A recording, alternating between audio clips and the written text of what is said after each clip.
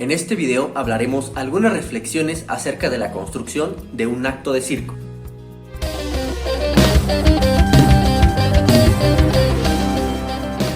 Basado en los autores Historia del Circo, Viaje Extraordinario alrededor del mundo de Dominique Mouclair, Circus Theatrical Entertainment de Robert Louis Parkinson y sobre los géneros del circo soviético de Zinovy Bonich-Gurevich. La mayoría de las personas que trabajan, disfrutan o estudian el campo del arte circense estamos de acuerdo que la base de un espectáculo circense es el acto circense o número circense. Estos son como los ladrillos de construcción, la base en la cual está conformado un espectáculo circense, y respecto a esto, Zinovy Gurevich nos dice lo siguiente, abro comillas: el truco es una acción circense, uno de los principales medios expresivos del arte circense. Por ejemplo, el pararse sobre las manos o el salto en la acrobacia. La desaparición y el surgimiento inesperado de objetos, personas y animales en el género del prestidigitador, el león que se balancea en los columpios en el género del amaestramiento, las lágrimas que brotan de los ojos del payaso de género cómico. Zinovy Gurevich, 1987, página 15. Pero, ¿cómo se crea un acto circense?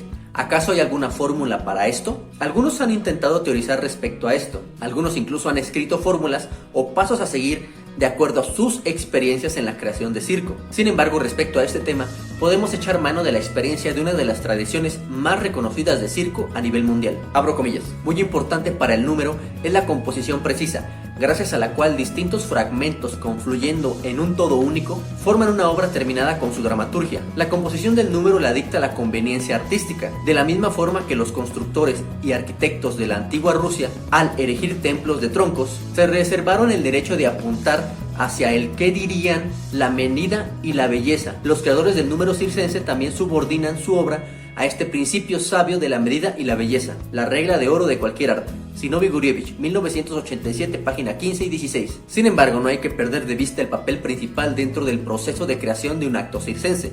Ese papel sin el cual un acto de circo no podría ser posible. Estamos hablando del propio artista de circo, ya que sin su existencia y habilidades físicas y técnicas adquiridas, la creación de actos de circo no sería posible. Abro comillas. La creación de un número circense es un proceso complejo. El papel principal aquí pertenece al artista. Inicialmente, él esboza, partiendo de sus posibilidades de ejecución, el contorno de su futuro número. Luego escoge los números y efectúa una composición guía, lo cual debe corresponder a la idea del número. Si el artista tiene aptitudes realizadoras y gusto artístico, entonces sabrá realizar su número. Muchas obras de las que han entrado al fondo de oro del circo soviético fueron creadas por los propios artistas.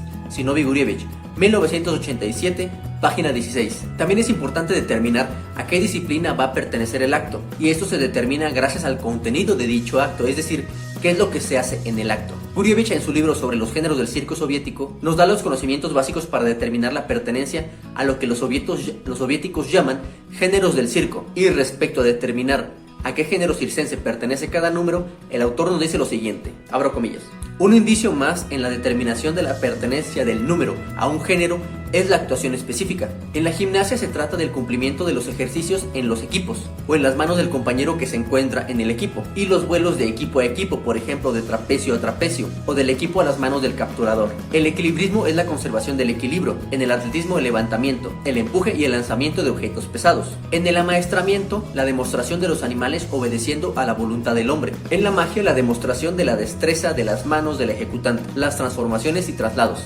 misteriosos de los objetos. En el malabarismo, el lanzamiento y relanzamiento diestro de varios objetos. En la acrobacia, la realización de ejercicios gimnásticos sobre los caballos, la construcción de columnas y pirámides por varios participantes, los saltos por pareja. En la actuación de los payasos, las pantomimas que provocan risa, así como la conversación cómicamente agudizada. Para revelar a qué género pertenece un número compuesto de elementos heterogéneos, hay que guiarse por el elemento predominante en su repertorio de trucos. Zinovy Gurevich, 1987, página 18. Al momento de crear un acto circense, el artista debe ser realista y práctico, ya que es posible incluir más de un género circense en un solo acto. Abro comillas. Algunos géneros combinándose entre sí permiten crear números originales que enriquecen la paleta de circo, pero no todos los géneros se pueden unificar. ¿Acaso es posible combinar, por ejemplo, el malabarismo sobre el caballo con el equilibrio sobre un alambre, o el vuelo aéreo con el equilibrio sobre la pértiga? Y si algo parecido nos encontramos, de todas formas, esto solo sucede en el cine. Zinovy Gurevich, 1987, página 21. Es bueno echar a volar la imaginación en el proceso de creación de un acto circense. fácilmente, pero por ejemplo, cuando un malabarista quiere crear un acto de malabares en gravedad cero, esto se complicaría ya que dichas condiciones solo podrían cumplirse en aviones descendiendo en picada, y cada vuelo es muy caro, además de que es poco práctico para presentarlo ante el público por obvias razones. Bien, eso es todo por este video. Si te gustó te invito a compartirlo, suscribirte y darle like. Basado en los autores Historia del circo, viaje extraordinario alrededor del mundo, de Dominic Mukler, Circus, Theatrical Entertainment, de Robert Louis Parkinson, y sobre los géneros del circo soviético, de Zinovy Bonich-Gurevich.